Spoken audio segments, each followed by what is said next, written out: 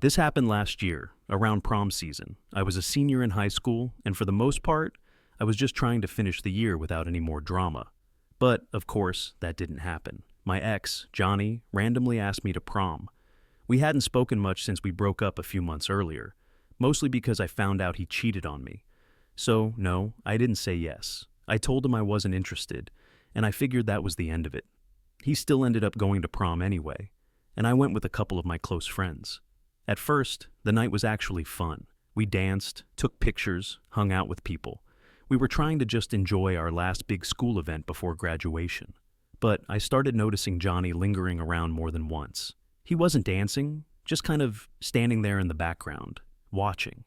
Sometimes alone, sometimes with random people, but his eyes kept landing on me.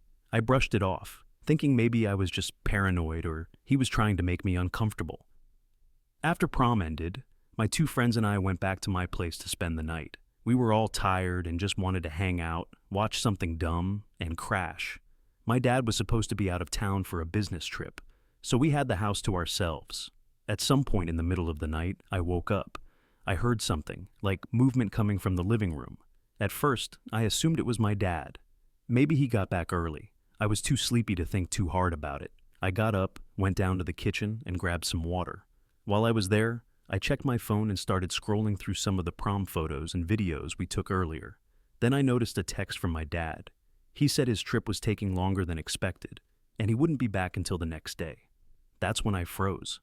If my dad wasn't home and the girls were sleeping, then who was that I heard? I started tiptoeing back toward the hallway when I dropped the glass of water and phone in shock. Johnny was standing dead center in the hallway like he'd been waiting for me, just staring.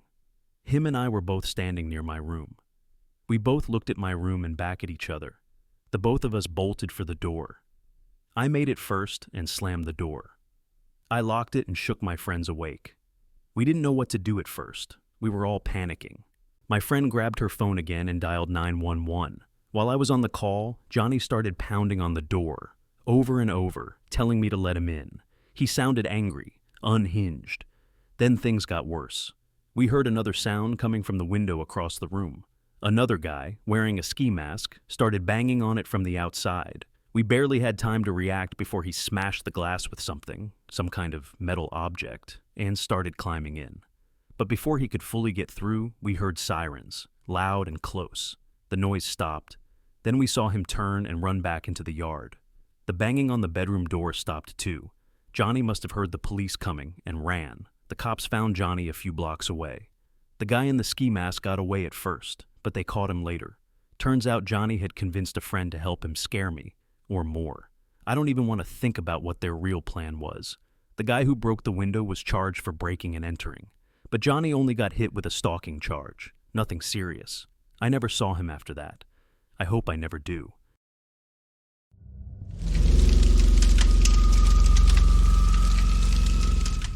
Prom night was supposed to be unforgettable, and it was. Just not for the reasons any of us expected. It started off normal. My friends, Henry, Brian, and Darian and I, had just left the school gym where prom was held. We were still buzzing from the energy of the night, cracking jokes, hyped up, still in our suits, drenched in sweat and cheap cologne. The night felt invincible.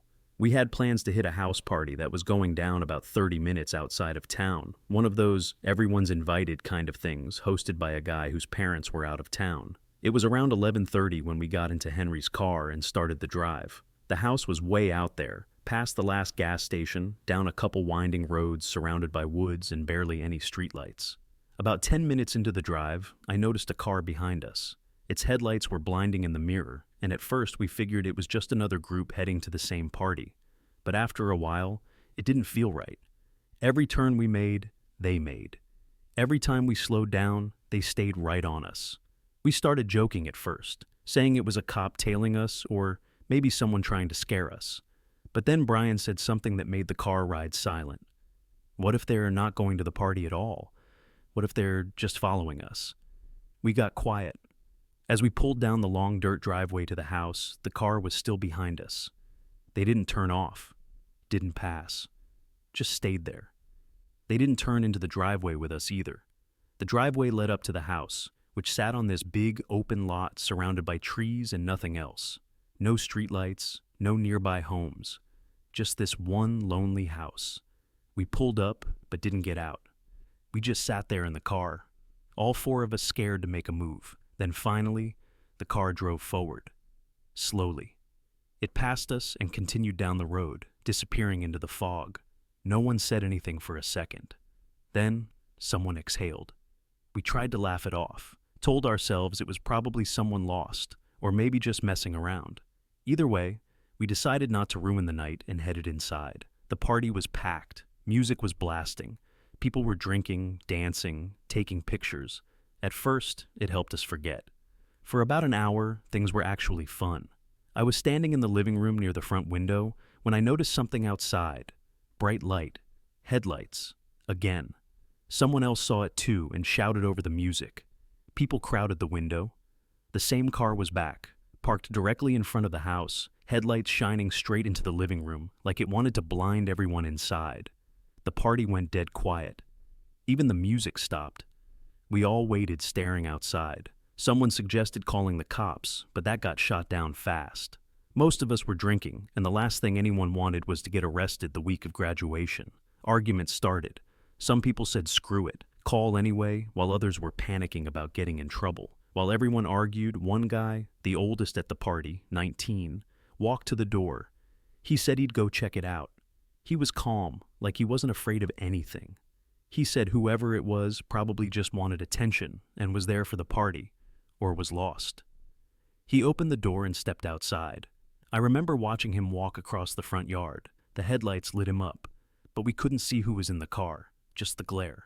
He walked toward the passenger side. It was hard to see past the bright lights, and then he dropped.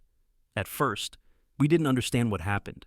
It looked like he tripped, but then he stood up, stumbling toward the house, holding his neck.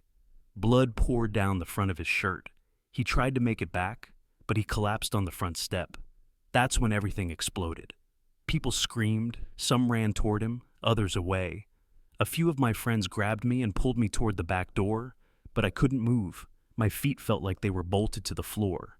Everyone started scrambling, shouting, crying, knocking over furniture to get away. I finally snapped out of it, but instead of running outside, I ran upstairs. I had no plan. I just knew I had to hide.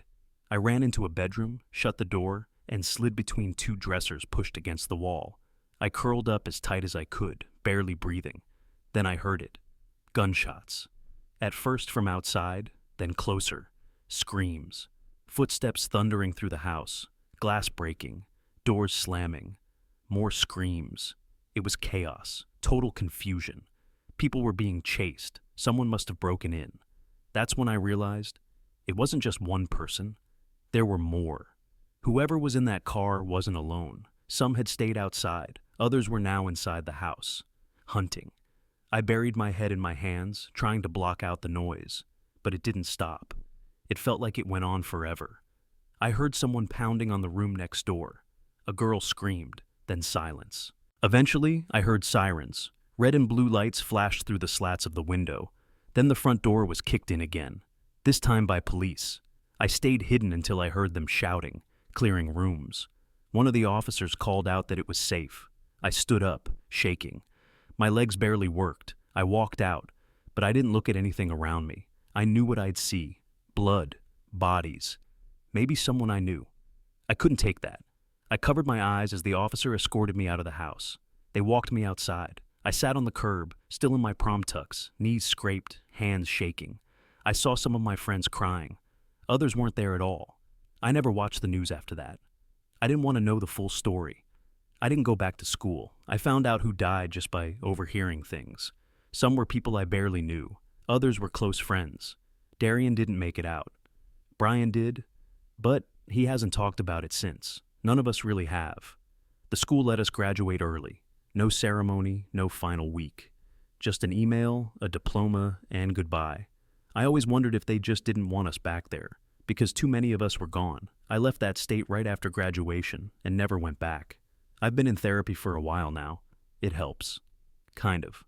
But I still hear the screams sometimes when I try to sleep. I still see the headlights in my mind.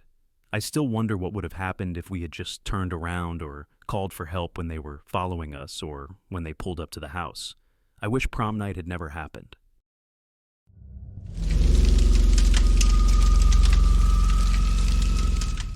My boyfriend and I were the prom king and queen contenders, and everything was going perfectly.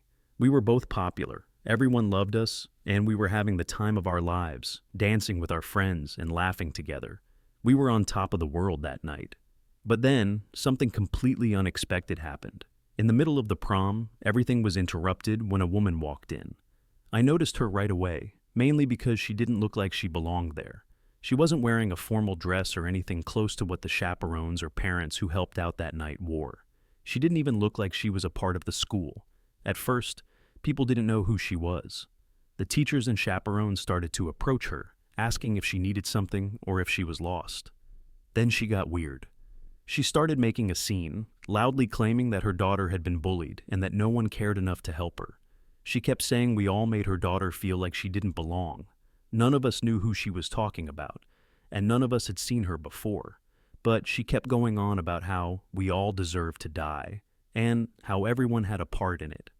The teachers kept trying to calm her down, asking her who her daughter was. Every time they asked, she just repeated the same name over and over, and it sounded like someone none of us recognized.